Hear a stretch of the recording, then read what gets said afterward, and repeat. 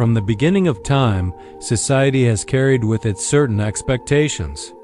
Expectations about how one should live, how one should behave, and more importantly, how one should arrange their personal life. One of the most enduring of these expectations has been marriage. The idea that life must naturally progress toward partnership, family, and responsibility has become so deeply ingrained in culture that questioning it often feels like questioning the very structure of society itself. Friedrich Nietzsche, however, was never one to accept such structures without interrogation. He saw through many of the illusions that people cling to for comfort. And when it comes to marriage, Nietzsche had much to say, not only about the institution itself, but also about why society values it so highly and what that reveals about the nature of power, control, and freedom. It is important to pause here and consider the nature of Nietzsche's critique. He was not writing in a world like ours, filled with dating apps, relationship advice influencers, and endless content about love and companionship. He was writing in the 19th century, a time when marriage was practically unquestioned, a pillar of both morality and stability. Yet his words echo forward into our modern age because the forces that drive society to demand marriage have not disappeared, they have simply changed their form. When Nietzsche wrote that marriage is the will of two to create the one who is more than those who created it, he was pointing to the ideal of marriage as something beyond two people, something society itself uses to reproduce its values. And so, we ask, why does society want people married, not free? Why does the collective feel threatened by those who choose another path, whether that is a single life, a life of solitude, or a life devoted to pursuits beyond family? Nietzsche's philosophy helps illuminate the subtle ways in which social order enforces conformity, and how freedom often exists in opposition to what society demands. The first thing to note is how deeply marriage is tied to control. To Nietzsche, society thrives not on free individuals, but on predictable ones. A person who marries, who raises children, who takes on obligations, becomes tied into the machinery of stability. They are less likely to stray too far from the norms, less likely to resist, less likely to question. As Nietzsche might say, society tames the wolf into a dog, and man is the most domesticated animal of all. What is marriage, then, if not one of the most powerful forms of taming? When a person is married, their life naturally becomes organized around certain duties. The duty to a partner, the duty to family, the duty to provide. These duties serve not only the individuals involved, but also the larger social structure. For governments, for economies, for traditions, marriage is the great stabilizer. It produces citizens who are invested in maintaining order because their own survival depends on it. A single person, however, is harder to predict. Their loyalties are not bound in the same way. They may drift, explore, resist, or even rebel. For society, such a person carries a dangerous kind of freedom. Nietzsche was aware of this danger. He warned that the pressure to conform, to marry, to fit into the expected mold was not simply about individual happiness, but about the needs of the collective. In individuals, insanity is rare. But in groups, parties, nations, and epochs, it is the rule. Marriage, in this sense, becomes a way to enforce the group's sanity. By encouraging and often demanding that people marry, society ensures that individuals remain tied into its rhythm, repeating its traditions, passing down its values, and strengthening its control. But let us look deeper. Beyond control, there is also the question of illusion. Nietzsche often wrote about how human beings cling to illusions to make life bearable. Marriage, for many, functions as such an illusion. It offers the promise of meaning, companionship, and permanence in a world where nothing is guaranteed.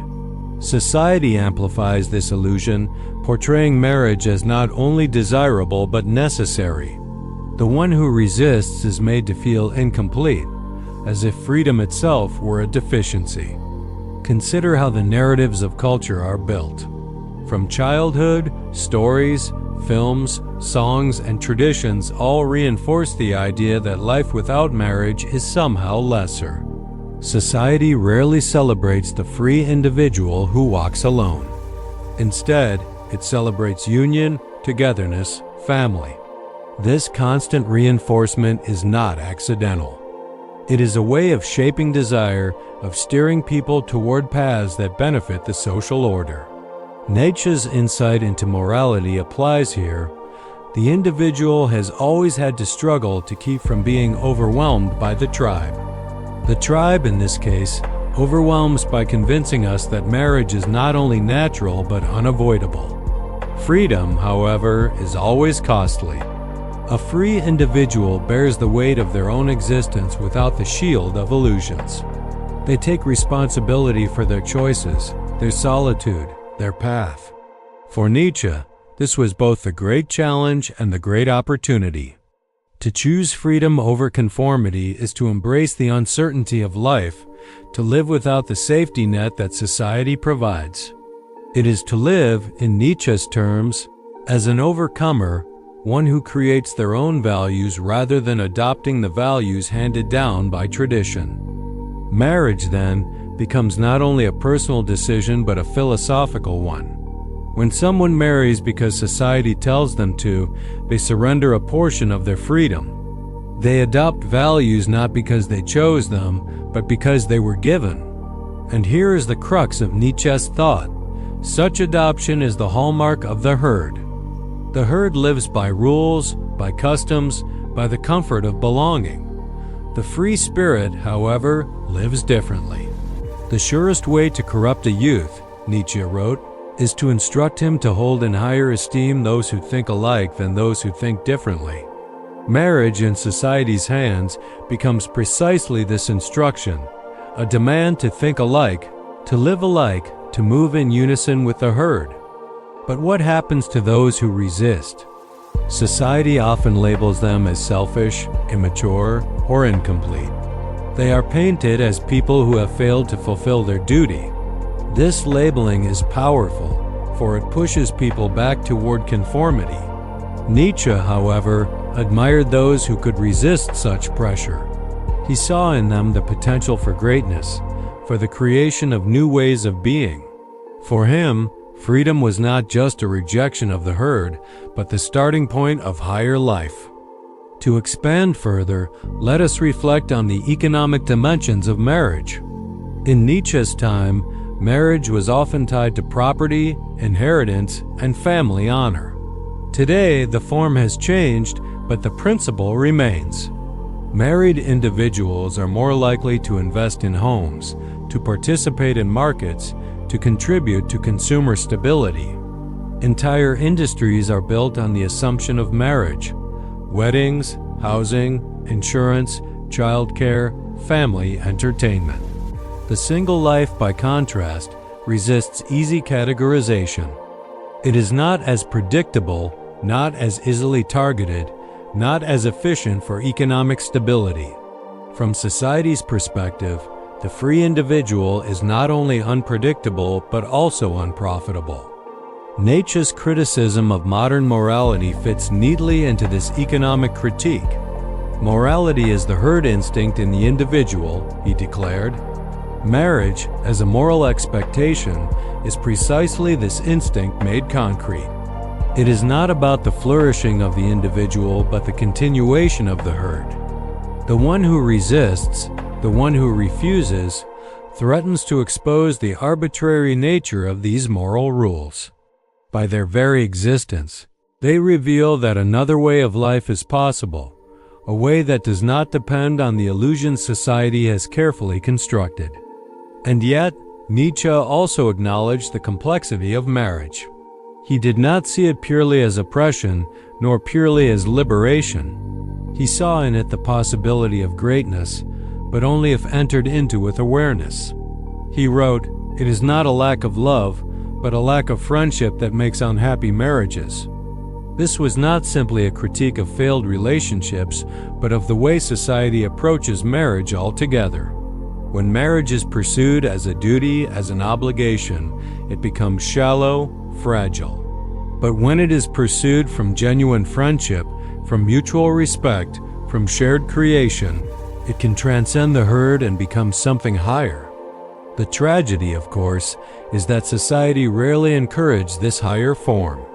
Instead, it promotes the shallow version, the version that sustains its own order. The free individual, therefore, must be cautious. To choose marriage blindly is to risk becoming a cog in the machinery. To choose it with awareness, however, may allow for the possibility of something greater. Nietzsche's warning is clear. He who cannot command himself should obey, and he who can command himself may command others. Marriage, then, is not inherently the enemy of freedom, but it becomes so when chosen without command of oneself. And so, we circle back to the original question: why does society want you married, not free?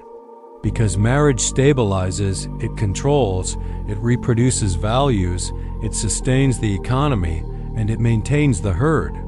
Freedom, by contrast, destabilizes. It threatens. It reveals alternatives. Nietzsche's philosophy helps us see through the illusion, to recognize that much of what is presented as natural is, in fact, constructed. And once we see the construction, we are faced with a choice. Do we conform, or do we resist? Nietzsche's challenge to us is not to reject marriage outright, but to question it, to examine the reasons we are drawn to it, to ask whether our choices are truly ours or whether they belong to the herd. For in the end, the greatest task, as Nietzsche would say, is to become who we are. And that becoming cannot happen in chains. Whether those chains are visible or invisible, whether they are imposed by force or by the quiet, persistent expectations of society. If we look at history, society has always rewarded those who fit into the expected mold. Marriage has been presented as not just a personal choice, but as a duty, almost like proof that one belongs. For centuries, a man was not seen as truly complete unless he had a wife, children, and a household under his name. A woman, in the same way, was judged by her ability to marry and to raise a family. And although today's world looks very different on the surface, the undertone remains. The same pressures exist, only wrapped in new forms. The language may have changed, but the message stays the same. Marriage equals maturity. Marriage equals respectability. Marriage equals being taken seriously. Nietzsche often warned about this kind of invisible control. He argued that society does not simply want people to live, it wants them to live in a way that benefits the group, even if it means sacrificing their individuality. He once said, "The individual has always had to struggle to keep from being overwhelmed by the tribe." That struggle is still alive today. For many, marriage is not simply a celebration of love. It becomes a test of whether one has submitted to the collective order. Think about how people often react when someone reaches their 30s or 40s without being married. There is usually surprise, followed by questions, sometimes even pity. The person is rarely left alone in peace. Instead, they are reminded sometimes subtly, sometimes openly, that they are not doing what they are supposed to do. Why is this the case? Why is marriage so deeply tied to the idea of being normal? It is because society fears what it cannot regulate.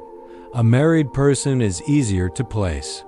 Their responsibilities, their routines, their priorities are predictable. But a single person, especially one who is content and self-sufficient, is harder to categorize. They do not fit neatly into the structure that society has built. Nietzsche believed that freedom often makes others uncomfortable. A free individual, someone who decides not to live by the same rules, exposes the fragility of those rules. By choosing a different path, they reveal that the rules were never absolute to begin with, they were choices all along. And this is dangerous to society, because if too many people begin to question, too many begin to resist, the structure itself weakens. Consider how many industries are built around the expectation of marriage. Weddings themselves are billion-dollar businesses. Rings, venues, photographers, clothing, all of it relies on people believing that marriage is not only important, but necessary. And beyond the wedding day, there is the life that follows. Houses designed for families, products designed for couples, even advertisements that play on the idea that one must buy this or that in order to be a good spouse or parent. Society is tied to marriage economically as much as it is culturally. When someone chooses to remain free, they are stepping outside of this cycle. They are, in a way, refusing to play the role assigned to them. But Nietzsche's warning was not just about society's influence. It was also about the individual's inner voice. He observed that many people adopt the values of society without even realizing it. They convince themselves that marriage is their personal dream, when in truth it was planted in them from childhood. Stories, movies, cultural rituals, all of these shape the imagination long before one is old enough to question. So when a person says, "I want to get married," it is worth asking, is this truly your voice? Or is it the echo of society's voice within you? Nietzsche would remind us that to be free, one must learn to separate one's own will from the will of the herd. Of course, none of this means that marriage is wrong, or that those who marry have failed in some way. The point is not to judge the act itself, but to understand the pressure behind it. If marriage is chosen freely, without fear, without obligation, then it can be a genuine path of life. But when marriage is demanded, when it is treated as the only valid option, then it becomes a tool of control. Nietzsche wanted individuals to rise above that, to see clearly, and to decide without the weight of invisible hands pushing them forward. Now think of how freedom is often framed in today's culture. We hear phrases like "settle down" as if life before marriage is chaotic or incomplete. We hear "start a family" as if family does not exist without children or legal papers. And we hear "grow up" as if adulthood is only validated by a ring. All of these phrases are subtle, but they shape how people think. Nietzsche would have asked, why must growth be measured this way? Why can't one grow by mastering their own craft, by traveling, by seeking knowledge, by living according to their nature? Why is growth tied so tightly to marriage and not to freedom? The truth is, society often views free individuals as a threat. A man who is single, successful, and content does not need to prove anything to others. A woman who is independent, fulfilled, and confident shows that her worth is not tied to a husband. These individuals break the narrative. They reveal that happiness and meaning can be built outside of the traditional path. And in doing so, they unintentionally challenge those who followed the path without questioning. This is why people often react with discomfort. It is not that they hate the free person. It is that the free person makes them question their own choices. Nietzsche called this confrontation with freedom unsettling. He believed that when people see someone living outside the herd, they feel both envy and fear. Envy, because deep down they recognize the courage it takes to live freely. Fear, because if the free person is truly happy, then what does that say about their own life? Have they lived by choice or simply by expectation? That is a heavy question, and many prefer not to face it. Instead, they defend their choices by insisting that everyone must do the same. And so, the cycle of pressure continues. But freedom, as Nietzsche saw it, is not about rejecting everything. It is about choosing consciously. It is about knowing why one does what one does.